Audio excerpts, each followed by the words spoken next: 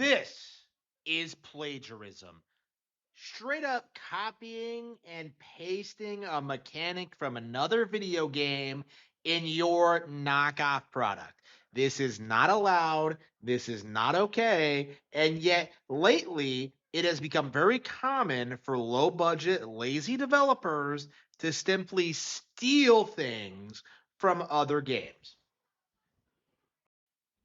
This particular example is plagiarized from PlayStation's Spider-Man franchise, in which they had a very distinctive swinging style for the character that they put a lot of work into, a lot of effort into, and these guys simply stole it.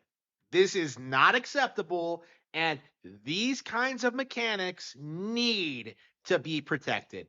And everybody immediately agreed with me. This was a universally agreed upon take. There is no denying that this practice should be illegal. However, because the company that has plagiarized the most, Nintendo, is seen as the enemy of the gaming community, a lot of people are actively speaking out against going after these kinds of practices. The most obvious example in recent years being Palworld, which illicitly stole a number of models, assets, and mechanics from the Pokemon franchise. Something that was so transparently obvious that fans called it out immediately.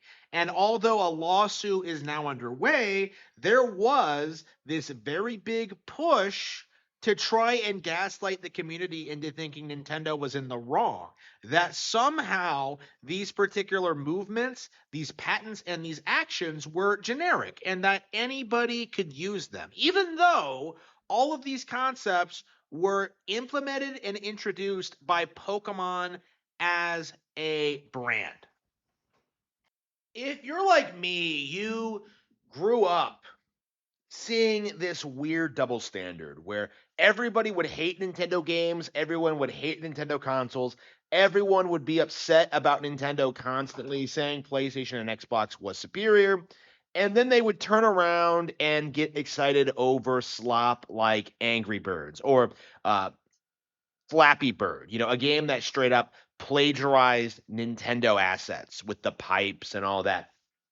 Like this hack Vietnamese developer for like a day was the biggest thing on the iPhone App Store because of this knockoff product. And even back then, it kind of struck me how Nintendo really needed protection against this kind of thing because there was no reason for Mario pipes to be there. Those were a concept invented by Nintendo, created by Nintendo, unique to the Mario brand, instantly recognizable, and yet you constantly see those exact objects being utilized in other inferior games. Obviously, some legal ground needed to be established in protecting their brand from these kind of knockoff products. And we're at the point now, 15 years later, where we're finally seeing games of a similar caliber, games like Palworld, finally facing legal repercussions for their obvious copy and paste plagiarism.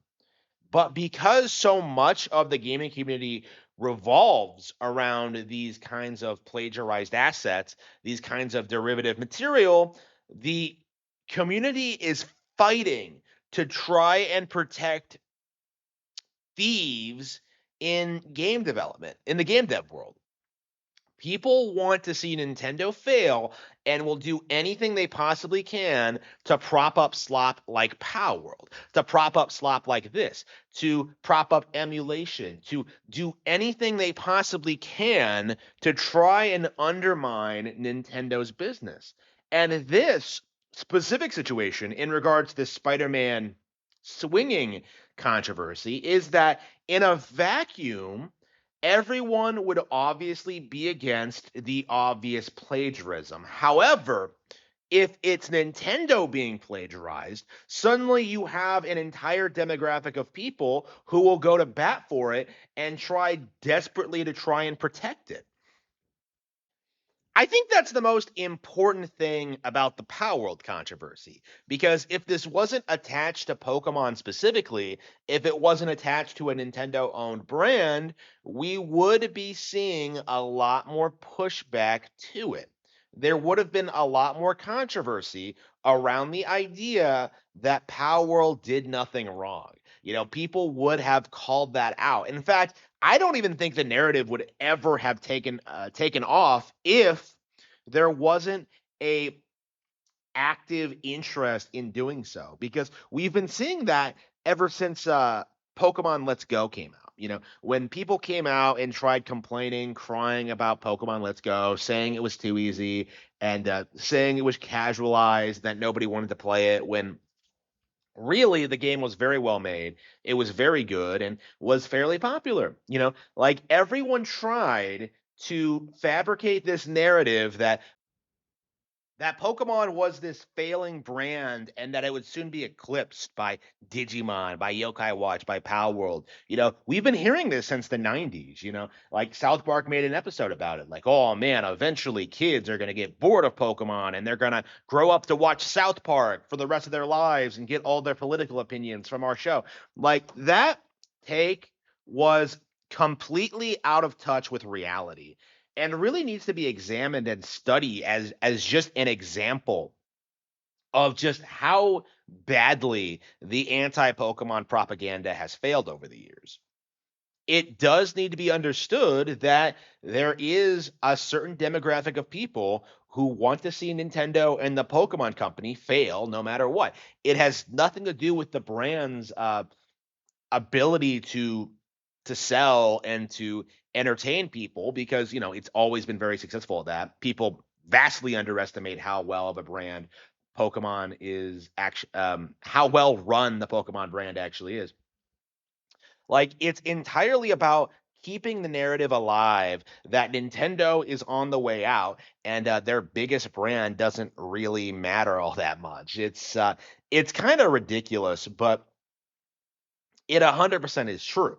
And that leads to massive double standards like this, where when a PlayStation game is plagiarized, somehow that's a major controversy and a serious issue. But when a Nintendo game is plagiarized, like, oh yeah, they had it coming to them. This is fair use. This is something that anybody should be allowed to do. Patents shouldn't be allowed to exist. Like, you see all of these copes just being put crawling out of the woodwork, trying and desperately to downplay what Nintendo is doing, and it does need to be understood more that people aren't super thrilled about the future of Palworld. Like, it's not super thrilled about these kind of knockoff products. Like, in reality, these the practices of plagiarizing assets and mechanics from other games are going to be more heavily scrutinized going forward. In Pocket Pair's case, they straight up stole the way Pokemon mechanics work, in regards to like the catching rate and all that. And there do need to be serious repercussions for that. So I think in this Paw World lawsuit, Nintendo is finally in a position where they are finally going to take the extra steps to start protecting brands outside of like the initial core idea. So instead of just protecting the brand name, The Legend of Zelda, they'll be able to like protect their specific designs, the look of the characters, art styles, aesthetics, things that just scream Zelda. And like, Power World is a really good example of that, because this game, even though it radically plays different than Pokemon, is blatantly a copy and paste job when it comes to the creature design and just how the game functions. Like, there is just so much from this game that's lifted directly from Pokemon. Nintendo needs to establish a clear method of protecting themselves from this kind of behavior in the future. And I do hope this is the beginning of the end of this era of just copy and pasted Nintendo slop, because it is it's very frustrating seeing this kind of thing happen over and over and over again over the past couple of years. Like I was shocked when I played Braid for the first time and realized just how much of it is just a dark, subversive Super Mario Bros. Where the princess doesn't want to be saved. It's like it's not creative. It's not original. Like there are so many things in that game that just look like Mario characters with no real originality or thought put into it. Like, it's like what Soulja Boy said, like it's just Mario in a business suit.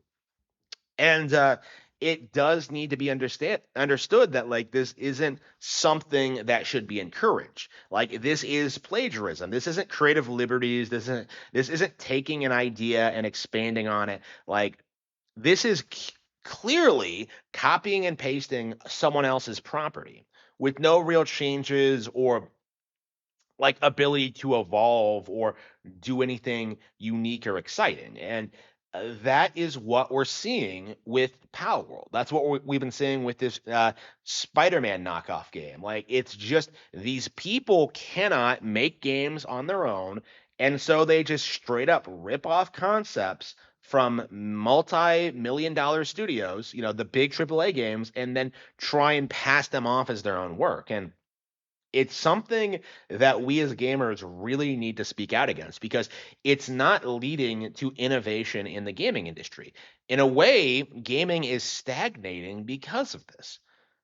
Instead of celebrating something like Pokepia, which is a completely unique idea based off of Pokemon and Dragon Quest Builders, they got the Dragon Quest Builders team to work on it.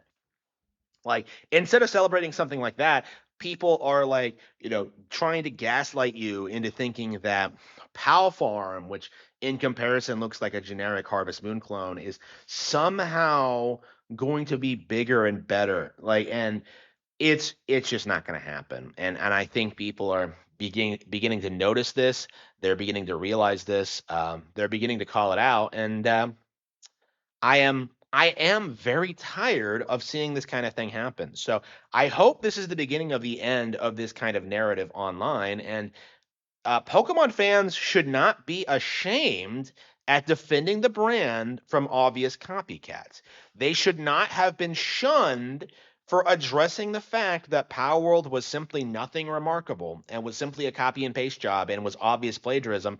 Like Power World really should have been laughed at, not worshipped the way it was. And I hope this specific situation leads more people into seeing Pokemon as the untouchable brand it actually is, as opposed to this thing that anybody can just copy and rip off.